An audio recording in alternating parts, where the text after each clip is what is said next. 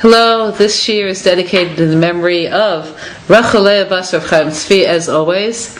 She must have enormous chuyos in bringing so much to all of you.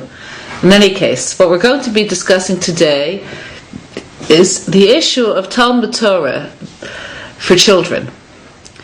So, the word Talmud Torah, by this, of course, I don't mean a school which is called a Talmud Torah, an afternoon school. What I mean is learning Torah, and obviously as a chinuch issue, this means three things. It means trying to make the children value Torah and Torah learning, wanting them to see the sweetness of Torah and Torah learning, and having a relationship with the schools that they go to and trying to figure out which school is the best partner with you for educating your child.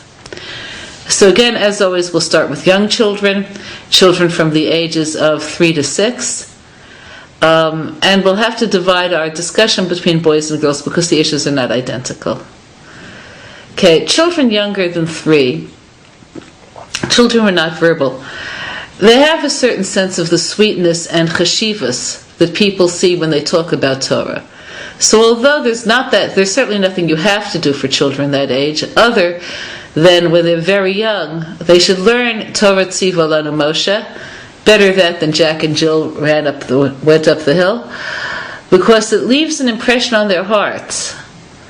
And what I found is very little speech should be done about children less than 3, because parents are so good about this. Wherever you go, you see parents buying the right tapes and hanging the tzaddik pictures all over the place. That age is not the issue.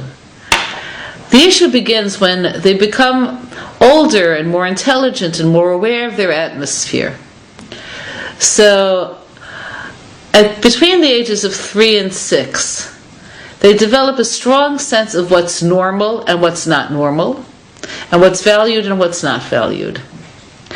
So in terms of where that puts kids vis-a-vis Torah, at that age, no matter how many rhymes they've learned, no matter how beautifully they sing Tovli Torah Spicha Me'alfei Zahav V'Kesef,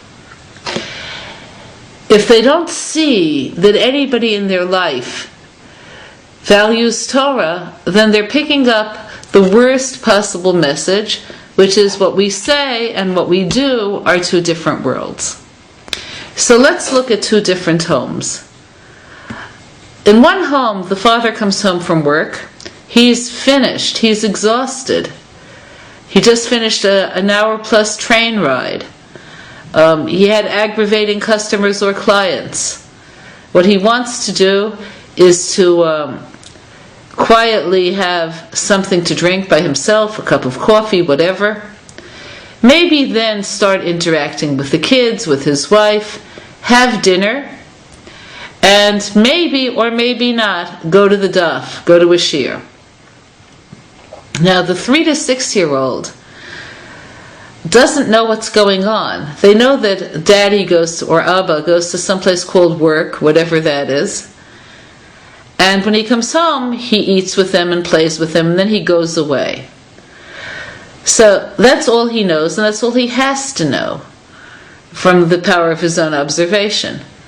But if every so often, if this is the reality, even if he doesn't go to the shir every night, but if he goes to the shir now and again, and certainly if he goes to the shir every night, the kids should know about it. That means that the mother should say in front of the kids, say goodbye to Abba, he's going to the shir, Abba's going to learn Torah, say bye-bye Abba. Okay, it should be something that that registers, that it's part of their sense of normalcy. It's part of their sense of what should be done, just like eating should be done with utensils, just like you wear 2 shoes that are the same. You don't wear one red one and one blue one. Then the normal thing, life is about this, that there has to be time for Torah in it. Now, even if this doesn't take place every night, okay, the child will register that when possible, this should be part of life. Another thing that the child in this sort of an environment should see is that there are books in the house, Torah books. That the Torah books are displayed, that the parents put them in a place where they would like things displayed, where they feel good about these books. So this gives the impression to the child that this is something important and beautiful and valued. So this is also really part of the picture.